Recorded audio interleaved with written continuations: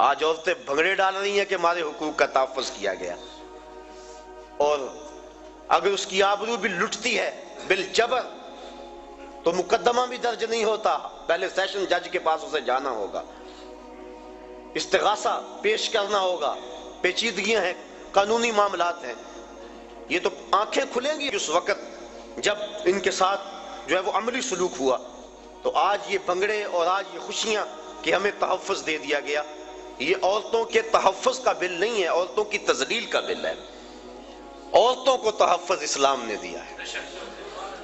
جس ماں کو ترکے میں بانٹتے تھے اس کے قدموں میں جنت ڈال دی، کہا تیری جنت اس ماں کے قدموں تلے، اور یہ شرطیں لگائی کہ ماں قاریہ قرآن ہے یا حافظ قرآن ہے یا رابعہ بصری ہے وقت کی تیری ماں، تو پھر اس کے قدموں تلے جنت ہے۔ اپلے تھاپتی ہوئی ماں کے قدموں تلے بھی بیٹے کی جنت رکھ دی گئی۔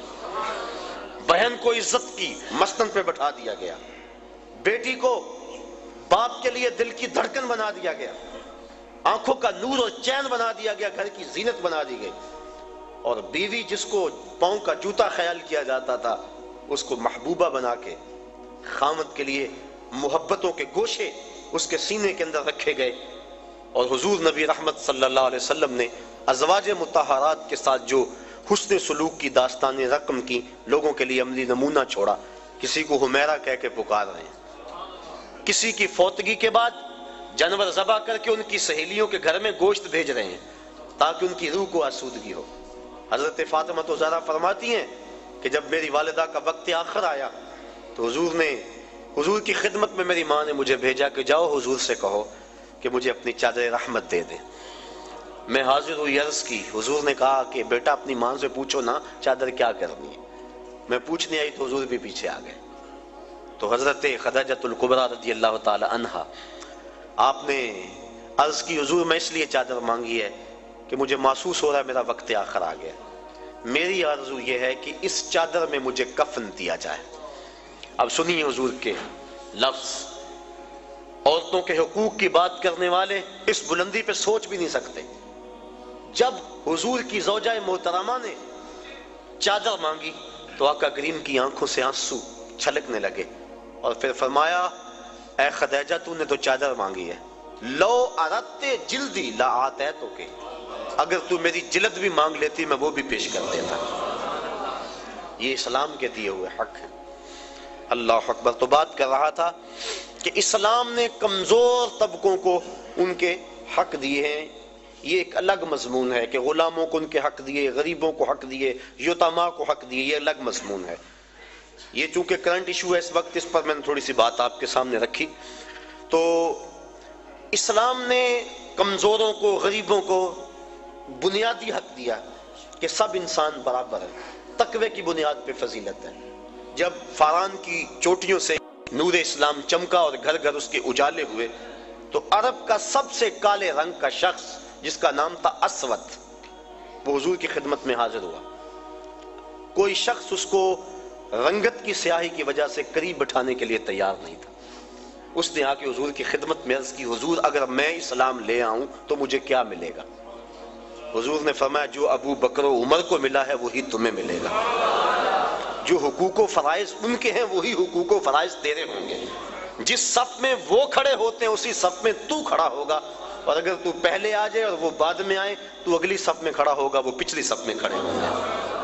اس نے کہا اگر اسلام یہ ہے تو میں تو پھر دل و جان سے اس دین کو قبول کرتا ہوں۔ حضرت اقبال مساوات کی بات کے اندر اسرار و رموز کے اندر لکھتے ہیں، اسود از توحید احمر می شود، کہ اسود توحید کے فیضان سے احمر ہو جاتا ہے، گوری رنگت والوں کے کندھوں سے کندھا جوڑ کے وہ کھڑا ہوتا ہے۔ یہ اسلام کا دیا ہوا درس مساوات ہے کہ سب کو ایک صف میں کھڑا کر دیا گیا، یہ اسلام کا درس ہے۔ حضرت بلال حبشی رضی اللہ تعالی عنہ اور حضرت ابو ذر غفاری رضی اللہ تعالی عنہ کسی معاملے میں شکنجی ہو گئی تو غصے میں آ کر جناب ابو ذر غفاری نے کہا کہ تو کالی ماں کا بیٹا ہے۔ بس دل ٹوٹ گیا، حضور کی خدمت میں آئے اور کہا کہ حضور حالت دیکھی، حضور میں کیا ماجرا ہے؟ اس کی حضور مجھے آج تانا ملا ہے کہ تو کالی ماں کا بیٹا ہے۔ تو آقا کریم غصے میں آ گئے، فرمایا جاؤ جا کے ابو ذر کو میرا پیغام دو کہ جن عورتوں کا دودھ میں نے پیا ہے ان میں سے ام ایمن ایک ایسی خاتون تھی جس کا رنگ گورا نہیں تھا، اور جا کے ابو ذر کو کہو جو تانا تجھے دیا ہے وہ اپنے نبی کو بھی آ کے دے۔ اور جب جناب بلال حبشی رضی اللہ تعالیٰ عنہ ان کے پاس گئے اور جا کے یہ بات کہی تو وہ زاروں کے تار رونے لگے اور اپنا جوتا اتار کے حضرت بلال حبشی کے ہاتھ میں دیا، کہا یہ میرے منہ پہ ملو جس سے میں نے یہ بات کہی ہے۔ تو دیکھیے یہ اسلام کا عمل مساوات ہے، اور اسلام کا درس مساوات ہے کہ اسلام نے سب کو ایک صف میں کھڑا کیا اور معیار تقوی رکھا۔ تقوی کی معیار پہ سب انسان جو ہے وہ ایک دوسرے سے فضیلت لے سکتے ہیں، ورنہ ایک دوسرے کے برابر ہیں۔ تو اس اسلام کے درس مساوات کا عملی اظہار حج کے موقع پہ ہوتا ہے۔ غریب امیر، بادشاہ اور گدھا، کالا اور گورا، اجمی اور عربی، سب ایک ہی لباس میں ہوتے ہیں، ایک ہی رکن ادا کر رہے ہوتے ہیں، اور ایک ہی تلبیہ سب کی زبان پہ ہوتا ہے۔ اور اگر کوئی شخص حج کے اس اجتماع میں جہاں درس مساوات دیا گیا وہاں سے آ کر دوبارہ اونچ نیچ اور تفریق میں مبتلا ہو تو سمجھو کہ اس نے حج کا نور حاصل نہیں کیا۔ اگر وہ یہاں پلٹ کے آ کے بھی اس تقسیم کو، جس تقسیم کی مخالفت حضور نے کی، اور خطبہ حجۃ الوداع کے موقع پہ حضور نے فرمایا کہ یہ جو کالے گورے اور عربی اجمی کی تقسیم ہے میں ان کو پاؤں تلے رونتا ہوں اور ان تفاخر کو ختم کرتا ہوں، ان اکرمکم عند اللہ اتقاکم۔ اب یہی درس ہمیں اپنی پوری عملی زندگی کے اندر یاد رکھنا چاہیے، مسجد میں بھی، گھر میں بھی، معاشرے میں بھی، ہر جگہ اس عمل کو یاد رکھنا چاہیے۔ ہم اگر جلسہ کروائیں، ہم اگر محافل منعقد کریں، ہم اگر عالم دین ہیں، ہم اگر شیخ طریقت ہیں، تو ہمیں اس بات کا ضرور خیال رکھنا چاہیے۔ کسی دور میں معزز وہ خیال کیا جاتا تھا جس کی اولاد زیادہ ہوتی تھی، تاریخ عرب پڑھے، اور اس وجہ سے 100 شادیاں کیا کرتے تھے وہ۔ اسلام نے 4 شادیوں کی حد بندی کر دی کیونکہ آدمی سے آگے حق نہیں ادا کر سکتا۔ اور پھر دور بدلتا گیا۔ یہ جو موجودہ دور ہے، اس دور میں عزت کا معیار کثرت دولت سمجھ لیا گیا ہے۔ ہمارے اشتہار دیکھ لیں، معززین شہر، اس کی فہرست پڑھیں تہجد گزار نہیں ملیں گے، اس کی فہرست پڑھیں تو تقوی کے اعلیٰ معیار پہ جو لوگ ہیں لیکن ہیں غریب، وہ نہیں ملیں گے۔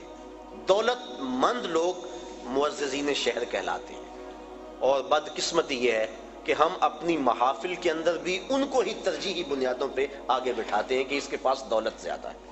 یہ اسلام کا جو عملی درس ہے مساوات کا، یہ اس کا قتل عام اسٹیجوں پہ ہوتا ہے۔ پیر صاحب کے قریب بھی وہی ہوتا ہے جس کے پاس دولت زیادہ ہو، اور جو غریب ہوتا ہے اس کو کہا جاتا ہے پیچھے بیٹھ جا اور 1.25 لاکھ مرتبہ یا حیو یا قیوم پڑھ، اس کو وظیفے پہ لگا دیا جاتا ہے اور امیر اسٹیج کی زینت ہوتا ہے۔ رسول کریم کا نام سن کے جس کی آنکھوں سے آنسو چھلکتے ہیں اور حضور کی محبت میں جو تڑپتا ہے، سحری کے وقت اٹھ کے تہجد پڑھتا ہے اور پھر اشراق پڑھ کے مزدوری پہ چلا جاتا ہے، رزق حلال کماتا ہے، نمازوں کی کوتاہی نہیں کرتا، اپنی زبان کی حفاظت کرتا ہے، نظر کی حفاظت کرتا ہے، وہ تو جوتیوں پہ بیٹھے۔ اور جو اسمبلیوں کے اندر اسلامی حدوں کا مذاق اڑائے اور جس کے بارے روز ہم نماز میں کہہ چکے ہیں وَنَخْلَعُ وَنَتْرُكُ مَن يَفْجُرُكَ، اے اللہ جو تیرے حکموں کو توڑے گا ہم اس سے قطع تعلق کریں گے۔ اس کو ہم اسٹیج کی زینت بنائیں کہ یہ ایم پی اے صاحب ہیں، یہ ایم این اے صاحب ہیں، یہ دولت مند ہیں، اس کے پاس دولت کے انبار موجود ہیں۔ میں دولت سے نفی نہیں کر رہا، دولت عثمان ہو، دولت قارون نہ ہو، لیکن معیار اگر دولت ہوگا تو پھر غریبوں کا استحصال ہوگا، اور اسلام نے اس استحصالی نظام کے خلاف ہی تو جنگ کا اعلان کیا ہے۔ تو یہ مساوات کا درس حج کا درس ہے، اس بات کو اچھی طرح سے ذہن میں رکھا جائے اور اپنی عملی زندگی کے اندر ترجیح کس کو دی جائے؟ جو تقوی والا ہے۔ کبھی ایسا بھی ہو کہ ڈھونڈے ہمارے محلے میں سب سے زیادہ متقی کون ہے، آج مہمان خصوصی محفل نعت میں وہ ہوگا، بوڑھا ہے، کپڑے پھٹے ہیں، پیوند لگے ہوئے ہیں، جوتا ٹوٹا ہوا ہے، لیکن تہجد بھی پڑھتا ہے، اشراق بھی پڑھتا ہے، چاشت بھی پڑھتا ہے، گمنام ہے، کوئی پوچھنے والا نہیں ہے، حضور کا نام سن کے آنکھیں چھلکتی ہیں۔ ذرا وہ محفل نعت میں صدارت کی کرسی پہ بیٹھا ہو، لطف نہ آ جائے؟ لیکن بدقسمتی ہے اور میں بات کہہ دیتا ہوں، اپنے بھی خفا مجھ سے ہیں بیگانے بھی ناخوش، کہ میں زہر ہلاہل کو کبھی کہہ نہ سکا کاندھ، بات وہی کہتا ہوں سمجھتا ہوں جسے حق، نئے ابلہ مسجد ہوں نئے تہذیب کا فرزند۔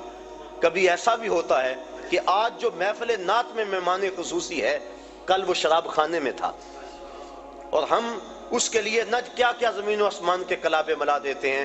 خدا را یہ ظلم اللہ کے گھر میں نہ کریں، محافل نعت میں یہ ظلم نہ کریں، آستانوں پہ یہ ظلم